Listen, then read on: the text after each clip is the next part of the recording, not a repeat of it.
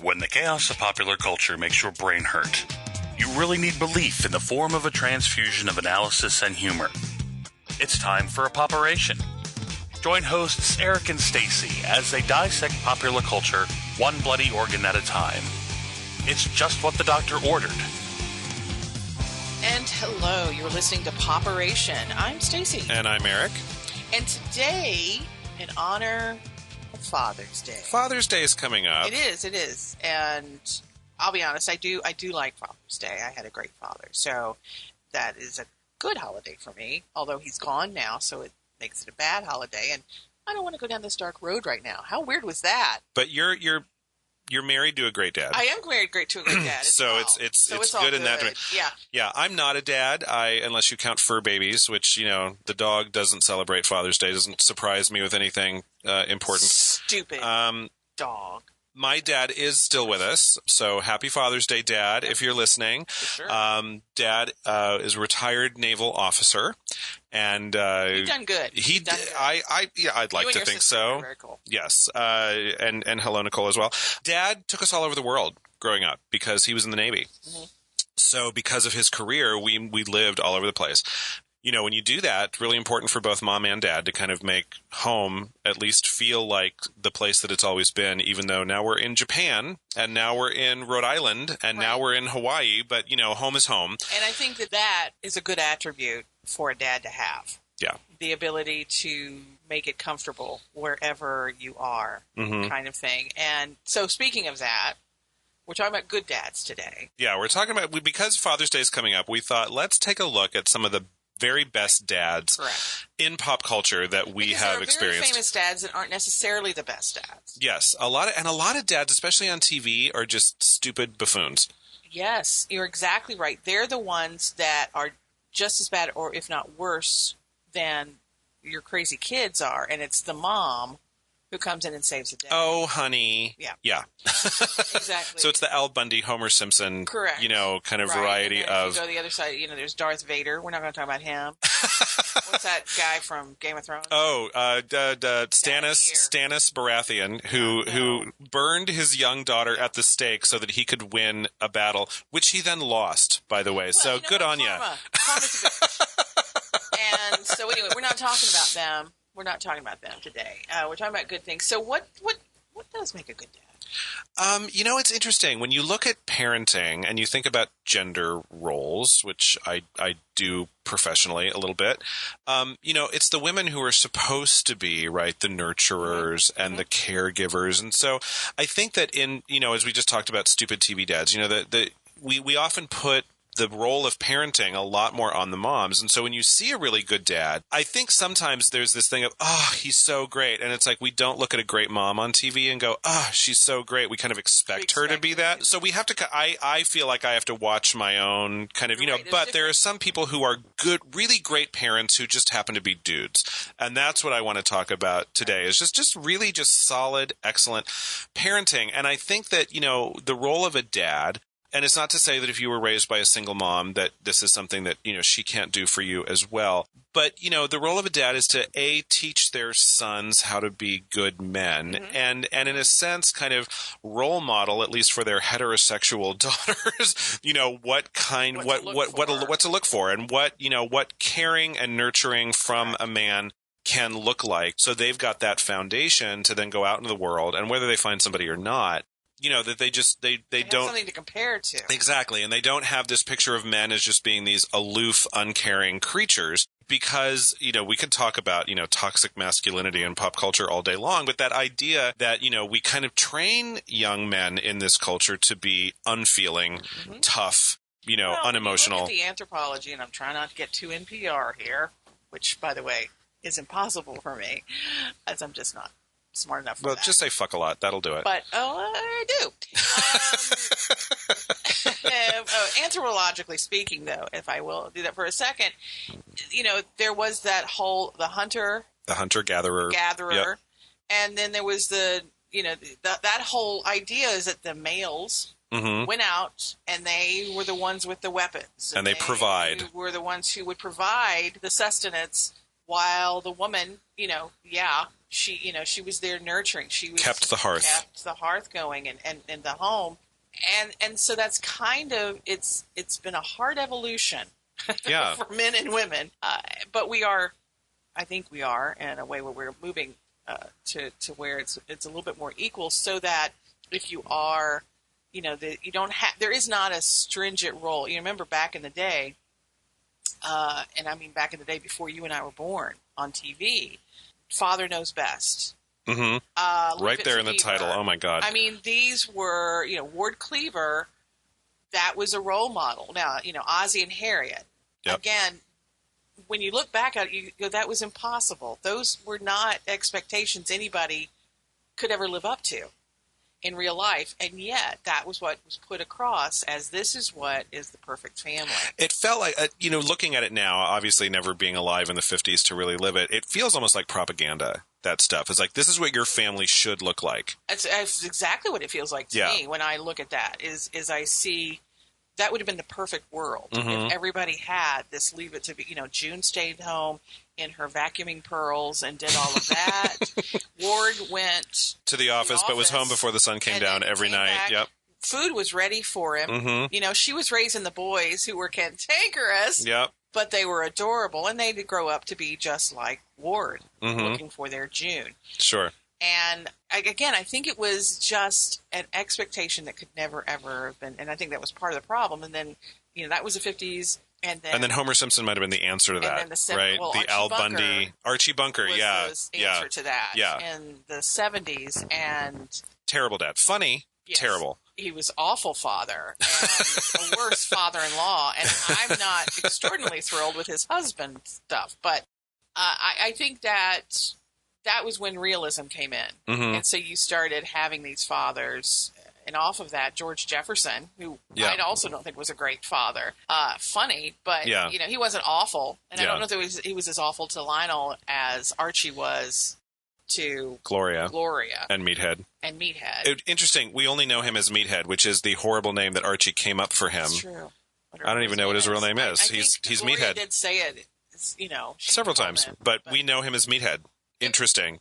That's what an awful dad he was. Anyway, but we're not talking about them. But that's the whole thing, is that there's this perfection, this like, what is the perfect dad? And the answer, I think, is probably there isn't. No, and I think now when we look at great dads, and some of the dads that we're going to talk about in this show are the ones who just really try. They might not be perfect, but their heart's in the right place, and their approach to parenting is one that we respect. So this is also going to be probably a reflection of our values, as well. True too. That's true too. But again, we talk about, we're judgy. Sure. And we certainly encourage y'all to be judgy about us. So here's a question, and you did a Google, so I'll let you list off the results of your Google. A lot of single dads in pop culture, especially in that whole Disney princess vibe. Here's what I want to tell you about that. You said I did a Google. On the Disney princess thing, or just the Disney movies, not really a Google so much as going over to my DVD collection. I'll be honest with you. And a million single dads right there. Oh my gosh. Disney princesses don't have moms, but they all have dads. If you go back, the first Disney full-length movie was Snow White. Mm-hmm. And Dad's not around for long in that one. What he did was he got married to a bitch. Yeah. And died. Yeah. And that happened with Cinderella as well. Yep.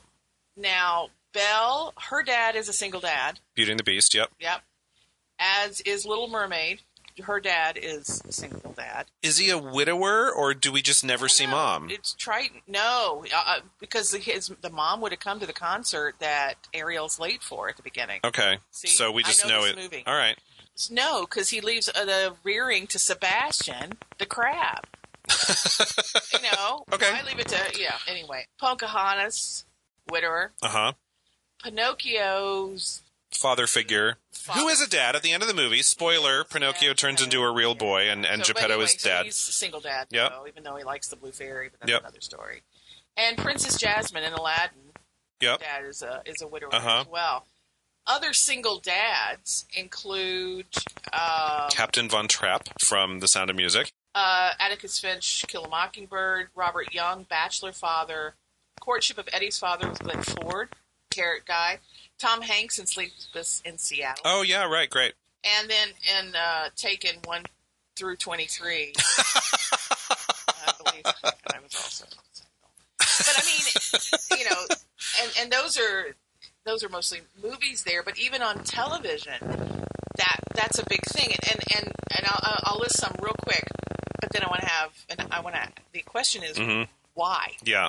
But so there was the TV version of Courtship of Eddie's father, Bill Bixby, who was wonderful, loved him so much. Had a big crush on him growing up. Oh, yeah. so did I. Yeah. There we go. We Cute. went over that. Nanny and the Professor. These are old shows. My Three Sons. Old. Family Affair. Now, Brian Keith was not the father in that one. He was the uncle, but he was the father. But he was the primary caregiver for these kids. The mother and the dad had gone away. Yep. Different Strokes from the 70s. Yep. As we move up. Full House. Yep. Who's the Boss? The Nanny.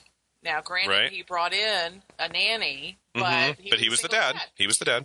Louis C.K. Yep. 2.5 Men. Ugh, but yes. Yes. Andy Griffith's Show.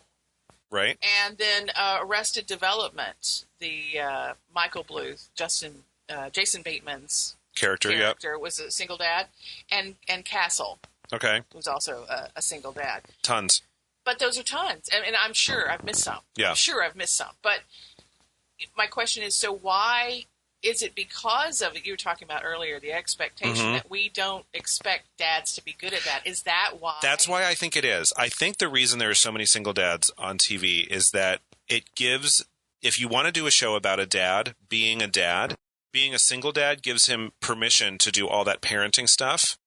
And we don't think as an audience, well, why didn't you leave that bit to mom? Right? Because if you're a single dad, you have to do it all. So then you have to have the touching scene where son or daughter is upset and dad goes in and solves the problem. Well, there's also, and I just thought of this. This isn't on my list, but there's three men and a baby. Yeah. And that idea, and I think that on these TV shows that I'm talking about, the same idea of, we got to learn how to do a diaper, funny comedic scene. Sure. You know, I mean, everything lends itself to a higher drama than if a mom came in. You know that the mom's going to know how to do it. Yeah. There's not going to be in this silly crap of, look at me, I just got peed on. You know? And so I think, I agree. That's why Donald Trump likes that movie so much. Wait, what? He just likes seeing people get peed on. Anyway. So we're not going down that So anyway, I guess my thing is so it's interesting to see fathers in that non-traditional going, leaving the house and coming back at the end of the day kind of thing. And framing the story as a single dad allows dad to do that. And then there's the Little Mermaid thing where dad's just stern and puts horrible, had 7 or 8 daughters, for God's sake. And just basically, and he's unfair. And a mom in the story, there might have been you would expect a moderating influence, but when you're left, there's two things. I don't think Triton gets into our list of the best dads in pop culture, not at all. Not a very good parent, but those are the two kind of, and a lot of these Disney princesses, because I think that the girl in what was the Scottish one, Brave? Yes. She's really the only Disney princess that has a well-developed mother figure ever, I think. I mean, there was something really, the lack of mothering in these Disney princess movies has been a big topic of conversation for a lot of people. Or they're like, Entangled, Rapunzel had, a bad mother because the witch had taken over that thing. But anyway, so the single dad either gives you a stern father who doesn't understand, and then it's easier to tell that story without a mom there. Or it's that thing where you're trying to be a good dad. It's a more interesting journey for people to watch a single dad try to be a good parent and try to do it all themselves. And it also gives him permission to be softer and more nurturing and more emotional because mom's not around. Right. And I also think, it just occurred to me, is that also in society, the 60s and the 70s, divorces were getting higher. Yeah. So Kramer versus Kramer is one we didn't talk about either, but that was a big, That's correct. And that was, so I think that's part of it. There were more men without women in their homes helping raise the kids for one reason or another, even if it was every other weekend. Yeah. And another guy who might have made my best dad's list had I thought about him, we won't talk about him too much, but Ethan Hawke from Boyhood, that's a whole story of this kid, his parents divorced pretty early on, and he does have a mom, but he also has a dad, but they parent separately. Right. And that's a story that, is going to be told a lot more often because a lot of kids who are growing up now, they do have two parents, but they get parented separately. When I was growing up, I think I only knew one or two of my friends who had divorced parents. Yeah. Whereas now, my kids, what is it? I don't know. Mhm. It's at least 50%, if not 75%. Yeah. I mean, that's just... And a lot more parents who were never married Correct. and had And there's kids, that part as who just, well. but also both mom and dad are in the picture. Correct. It was just, it wasn't a divorce thing. So as society has changed, so have the characters that we're dealing with, and so have our dads. So has our family unit changed. We've had to redefine what is family, what is mom, what is dad. And I think that so dads have had to figure out if I'm not supposed to be like Ward Cleaver, if that's not realistic anymore. How do I do it in this new world? So that's our culture. Yep. After the break, we're going to get into popular culture. We're going to talk about our favorite dads in the movies, and then we're going to talk about our favorite dads on TV. And then we will wrap it up. So stay with us. You're listening to POPereation with Eric and Stacey. Take a deep breath. This may sting a little. So welcome back to a Father's Day edition of POPeration. Yep. Happy Father's Day. So we talked about kind of why the whole definition of what a father is has kind of morphed. Changed, yeah. It's not what it used to be. So now we want to talk about some of the ones that we like from movies. Some of them are older, so some of them are going to be some of the old traditional. Yeah, my best dad from the movies is a throwback, big-time old movie. Who are you talking about? Okay, so my when I thought of immediately, and I just kind of used my quick, who's your favorite dad in the movies ever, I immediately thought of Atticus Finch from To Kill a Mockingbird. Yes, and I will say this, one thing that helps the movie version of that is it's Gregory Peck. Yeah. Yeah.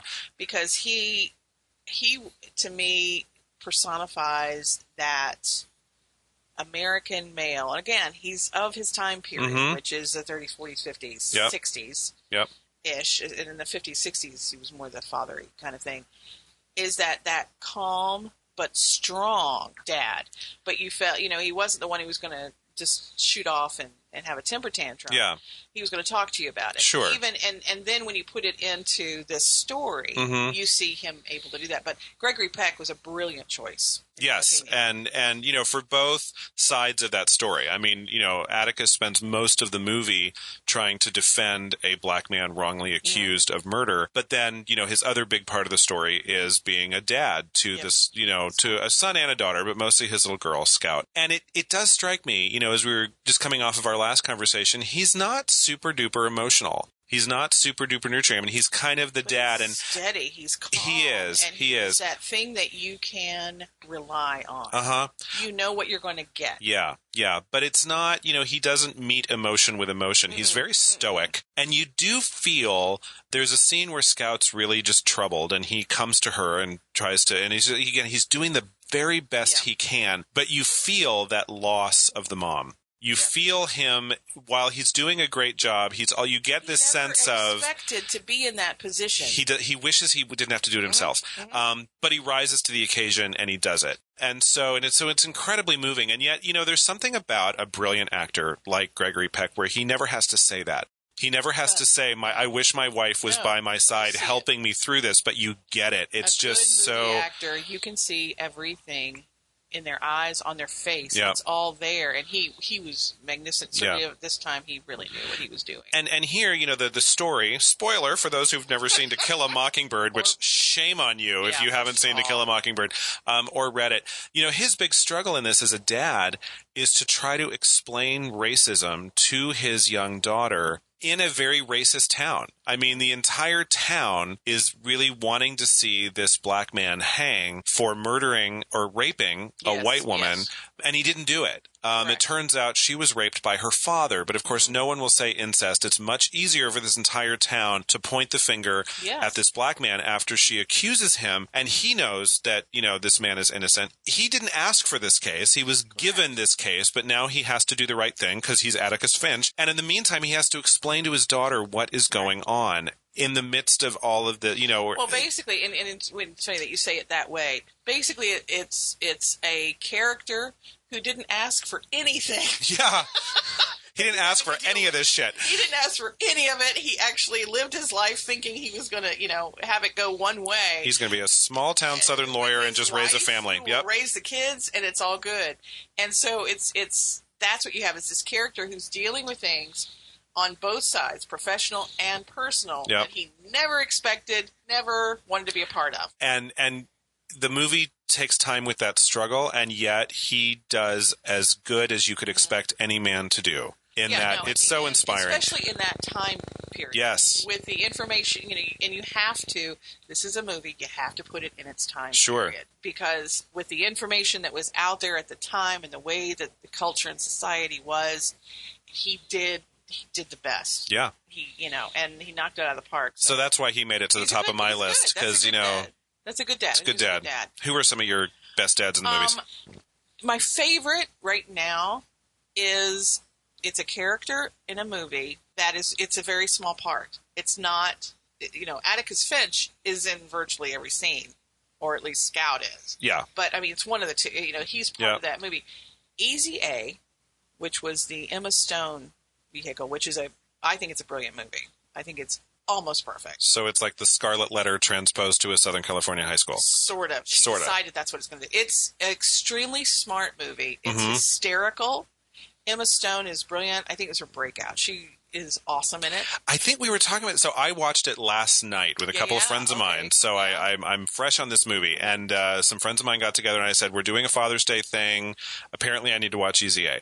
So we watched it. And I think we figured out that Lindsay Lohan probably would have gotten this role had she not kind of gotten herself into a little bit of trouble. Possibly would have. And Emma Stone kind of took over for Lindsay in a lot of ways in Hollywood. I will say this, even having seen, I saw Lindsay's movies before she went off the deep end. She was good, don't get me wrong. Yeah. I like the charm that Emma puts in this. Yeah. And I really loved it. Okay, we're not talking about Emma. We're talking about the guy who plays her father. Stanley Tucci plays Emma's character's dad. Yep. I don't even know his name. He's her dad. Dill, I think his name was, or something. I just noticed that. I don't care. He's not in the movie that much. He's not. Because it's a lot of this movie takes place at her high school. Yeah. And my friend Sydney said that. As soon as the movie was over, it's like, this is the Father's Day thing? Because he wasn't in the movie a whole lot. That doesn't matter. It's not about what movies are the best father's movies. It's about what's the best father character. In the movies. And it's Stanley Tucci's dad in Easy A. I absolutely, now, again, I'm going to say, I think a lot of it has to do with who is playing it. Stanley Tucci is brilliant. Yes. He is a chameleon. He can do anything, transform himself into anybody, and you believe it, and you walk away saying that's who he is, and then he'll come in another portrayal, and you're like, oh no, that's who he is. Yeah. He's brilliant. So I love him. But his father is so relaxed but strong. And again, it's some traits that Atticus Finch had but in the 21st century. And funny. Oh my God, he was hysterical. Yeah. He was hysterical. His default was a sarcastic humor. And which was funny to watch, but it also, he treated his daughter like an equal. He treated both his kids, though, if you recall. So it's a family of four, mother, father, Emma Stone's character, and her little brother, who is adopted, and he's clearly adopted because he's African American and everybody else is white. Yeah. And actually, Stanley Tucci was Emma Stone's stepfather in the film because her dad is alluded to, but Stanley Tucci adopted her when she and mom came along. Wow, I missed that part. Yeah. I thought he was her dad. Yeah. I mean, totally acts like her dad. They're a family, and her dad is out of the picture. What scene did I miss on that? Well, because when they were talking about the kind of new gay boyfriend, and he said, and she says to her mom, "Oh God, you're not going to tell me my dad was gay, are you?" He goes, "No, honey, he was as straight as they come." But then he got out of the picture. No. Although Stanley does come along later and says, "I was gay once. It was fine, but I got over it." No, Stanley is the stepdad. I need to watch the movie again. Yeah, you do. I thought she was talking about Stanley. No. Okay, well, it still doesn't change my opinion. But he's a father figure, and he is the dad. He's the dad. And he is definitely her support system. And my point of that first part, so clearly he's adopted both of the kids, but at some point, the kid, the little brother, who is black, says something about being adopted. Yeah, he's wondering when he's going to go through puberty, and Mom says, "Oh, we were all late bloomers in this family." And he's like, "Well, that doesn't matter to me because I'm adopted." And Stanley Tucci, he drops whatever he's doing and makes this big clattering noise and says, "What? I thought we were going to tell him to get." I mean, it was this big sarcastic thing, and of course you burst out laughing because. And the little black kid is like, he's Dad. rolling his eyes because this is not the first time this has happened. Exactly. And that's what makes it so lovely, is it's not shocking because this is just your dad. Mm-hmm. And this is what he does.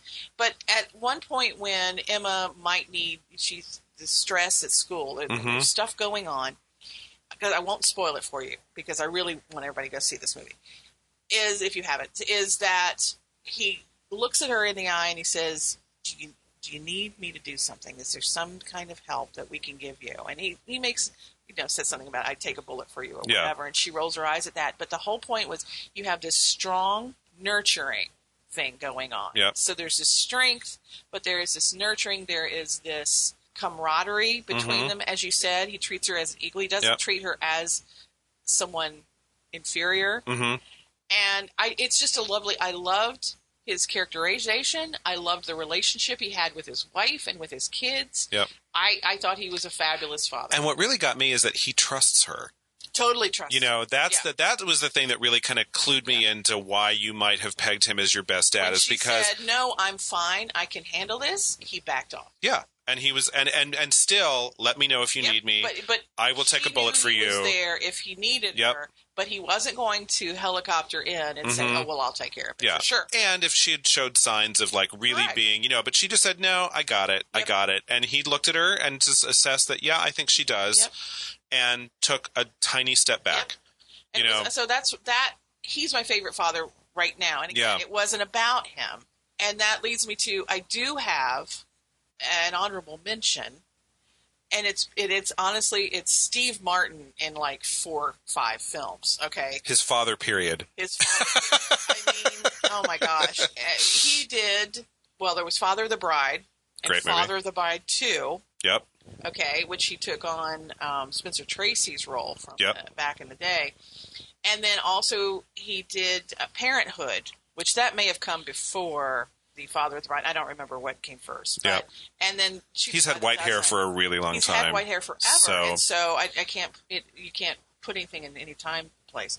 But anyway, I think he plays really good dads. Yeah. Now you're talking about the buffoonery. A lot of times, sometimes he comes off as clueless. Yeah, but he's always trying, and he's not selfish. Correct. Where the Homer Simpson buffoonery comes in, where Homer puts Homer first, and then maybe his kids come later. You're right. His idiocy, if you will, comes in that he's trying to do something for his kids. And he's doing the very best he can. Correct. And he loves his kids. Yes. Yeah. Yeah. And I think that there is a warmth. And so I think a lot of when I think of the best dads, and even, when you're talking about To Kill a Mockingbird dad, is there is an importance to the actor portraying it. If they are this warm individual, if they come, their presence on screen is this warm individual, it enhances whatever character they're playing.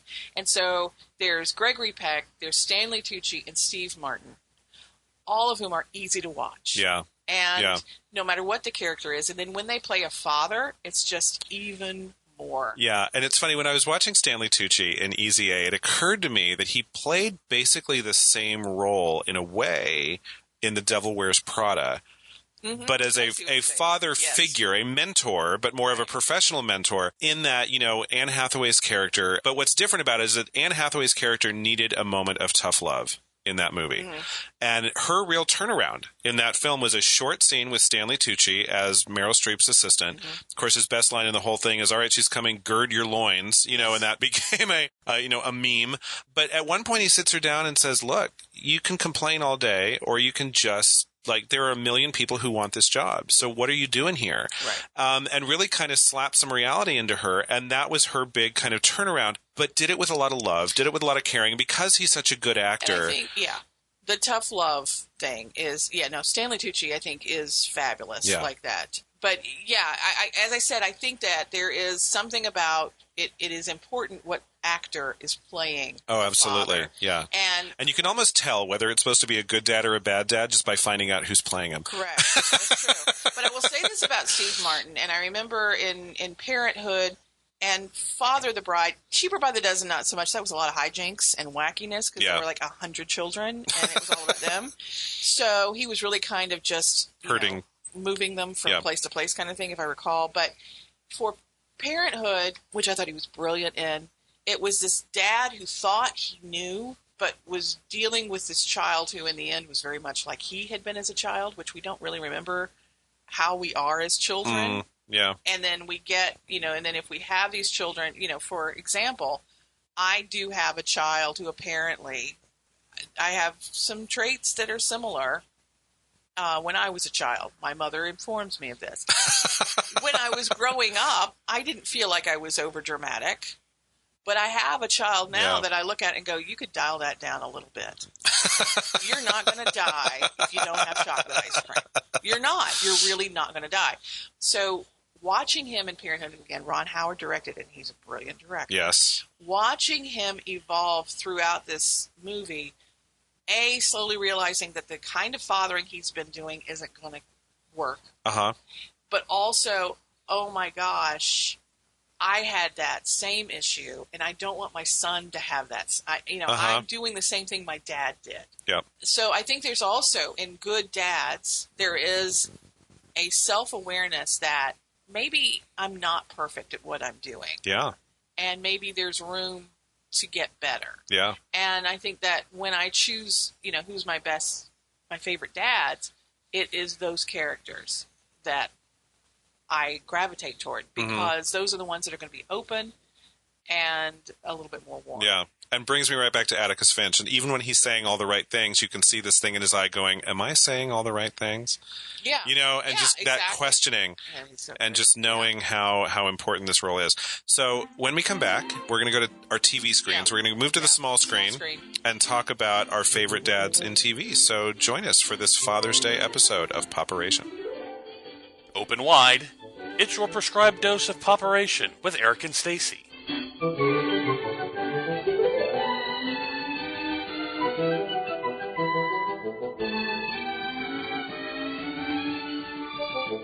And we're back. It's Father's Day. This is POPereation. I'm Eric. I'm Stacey.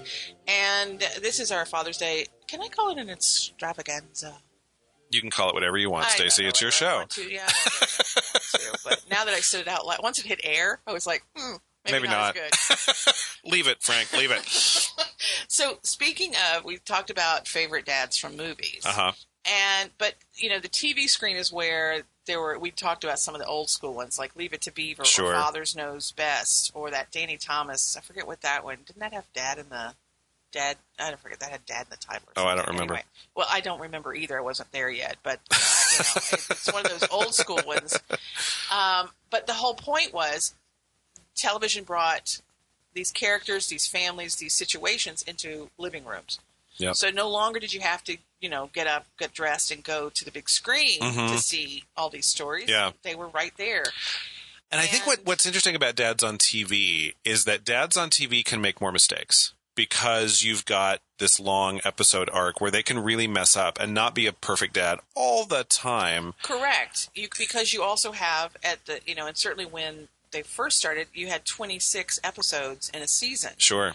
And so if your show was a hit and it got picked up and it lasted, you had a lot of time to watch these dads be dads, but you also got a certain amount of consistency. Whereas in a 2-hour movie, you get what you get, and that's 2 hours of screen time and it's done. Here you got a lot more time to really kind of get into. Correct. So let's start with you. What are some of your favorite dads on TV? I would have to say one of my favorites, and it harkens back to when I was little. Uh-huh. This show was not, I don't think I saw it running live. Okay. It was in reruns. Mm-hmm. But it was still, I was little, so it was the late 60s, early 70s. Just so now if you want to put your math together, you can figure out how old I am. But it was the Dick Van Dyke Show.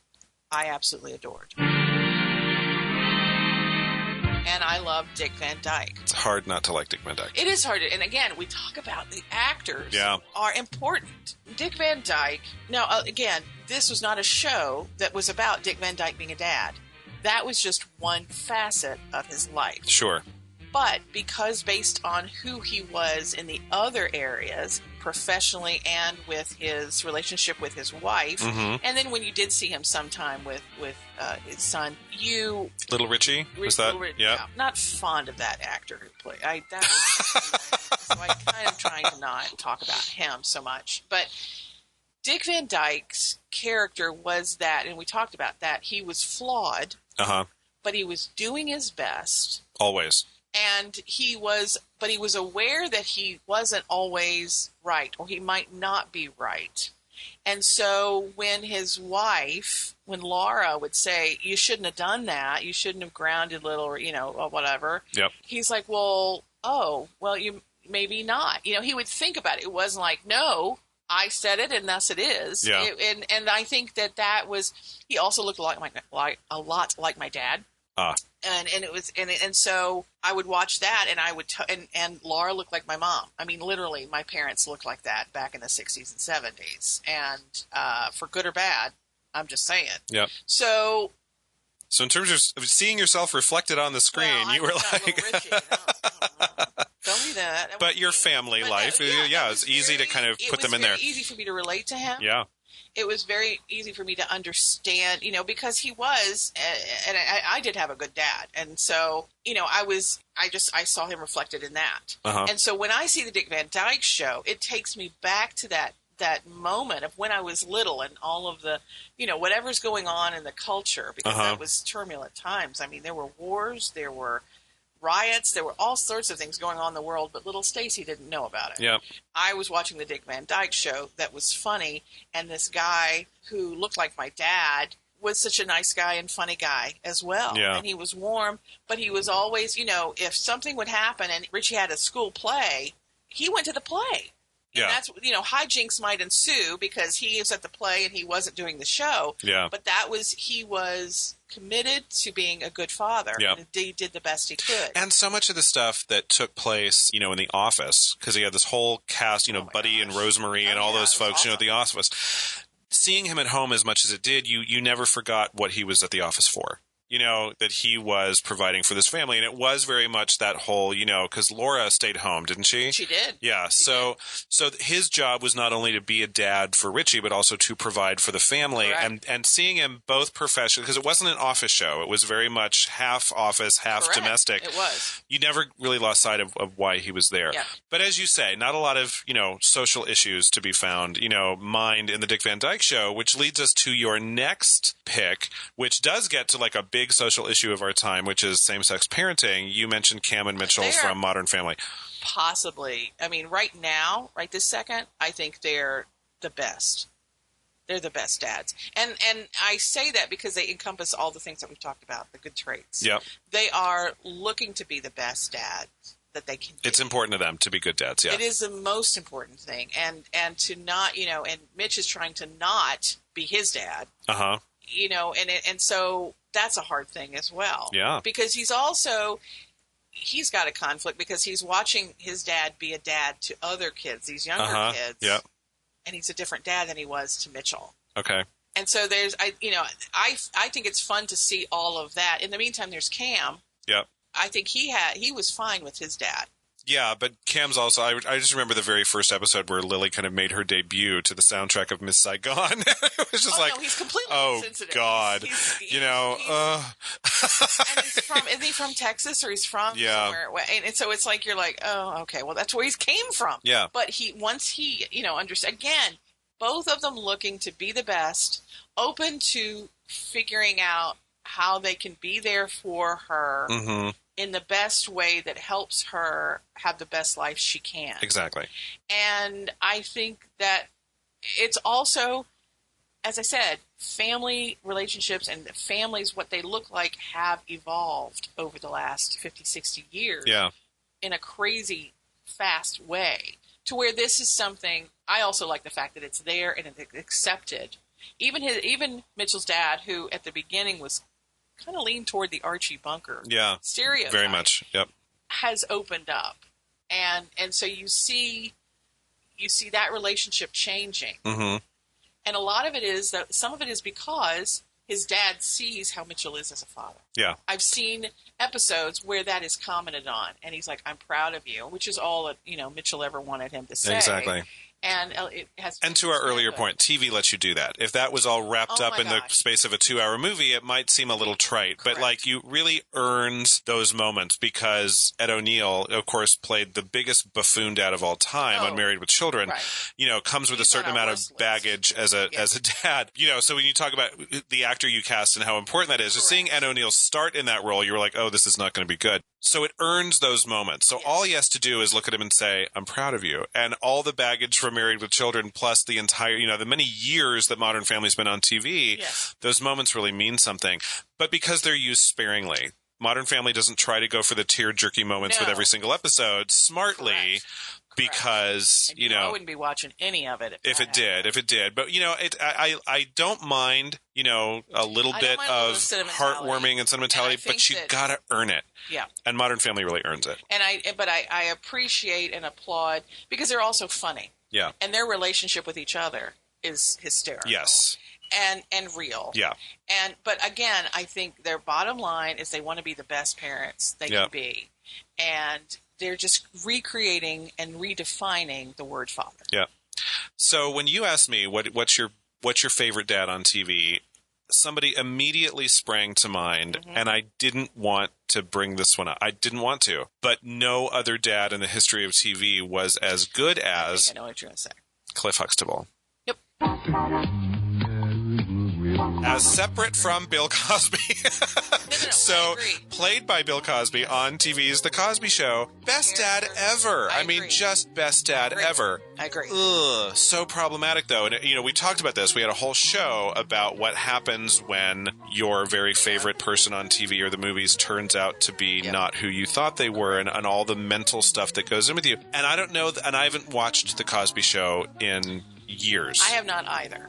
Every once in a while, there'll be somebody will put, a scene up or something for some other call from some random cause or whatever. And it was really, it was groundbreaking at the time because it was a different kind of sitcom. Yeah. It was also groundbreaking because it was an affluent African-American family. Yes, he was a doctor. Mom was a lawyer. Yep. But he ran his practice out of the home. Correct. So he was home with the kids all the time. Mom was off being a lawyer, although she didn't do a lot of lawyering. We talked about this before, I think, But, we never really saw her do that. We did see him professionally. He would have patients in the house, and those were very funny. The name of the show was Cosby. Was The Cosby Show. And then, but you saw him even being a nurturing figure because he was an obstetrician. Yes. So you saw him with his pregnant patients and giving sage advice in a very funny way. But to me, the most delightful moments of the Cosby Show that I can remember is when the grandparents would sit in the living room and the whole family would do a lip sync to something. Do you remember those? Oh, I do. And Rudy, cute little Rudy, was like wailing in this, and that was the funniest thing ever. But that the entire family got together and on the staircase choreographed a lip sync for Grandma and Grandpa. And it was the most hysterical thing that I, as a 7th or 8th grader, had ever seen. And I just wanted to be in that family so badly. Well, I think what that dad did, and again, part of his time was there was that openness and that warmth. But he was a little bit more so than some of the other dads we've talked about. He laid down the law. Oh, yeah. Yeah. There were lines you didn't cross, and if you did cross them, there were consequences. Sure. And we saw that. And interestingly, Mom did that too. Correct. Felicia Rashad's Claire Huxtable was not to be messed with. So he had a partner in that. And the fact that she did both meant that he could also do both. Yes.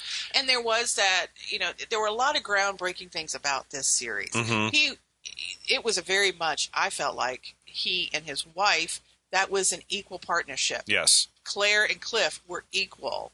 as opposed to somebody's the head of the family. That's not really what I saw there. It was an equal partnership. So in a sense, it was almost hearkening back to those 50 shows where it's like, this is what family could be. There was a sense of that. No, I think that's truly is that people that the Huxtables came around and everybody wanted to be one of them. Yes, I wanted to be part of it. Yeah. Family to be like that. You wanted your parents to deal with each other that way and to deal with you that way. Yeah.